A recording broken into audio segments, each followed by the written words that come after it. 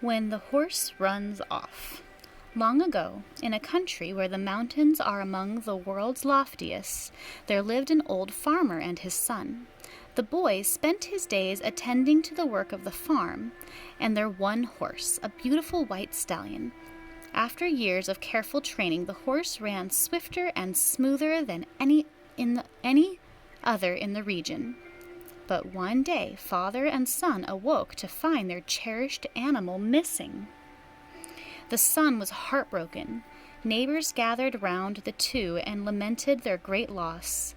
But the father gazed calmly past the villagers to the surrounding high peaks. "We shall see," he said. "We shall see if this is good or if this is bad." After a week, the magnificent horse returned, followed by an equally fine wild mare. Father and son soon tamed the new animal. This time the neighbors praised the old man's remarkable luck. He was now the wealthiest man in town. He owned the two very best horses, but the farmer simply smiled and remarked, "Oh, of course I am pleased, but who knows if this is lucky or unlucky?" And so it came to pass that one day, while racing their splendid horses across the field, the son fell off and broke both legs badly. While the boy's wounds were cleaned and splinted by the doctor, the villagers bemoaned the family's terrible misfortune, but the father, calm as ever, took comfort in his boy. "He is alive, that is all that counts," replied the old man. "His leg will heal in time. I cannot know if these injuries will turn out to be something good or something bad."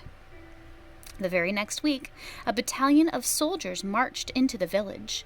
A war to the north was underway, and all young men of fighting age were needed immediately.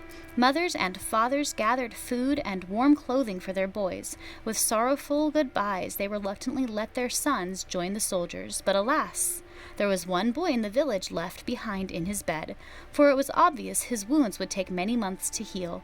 The neighbors envied the farmer's good fortune. Of all the young men in town, his son was the only one not taken to war.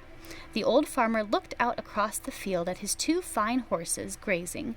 He looked at the lovely way the sun caught the tops of the jagged peaks in the distance, smiled, and said nothing at all.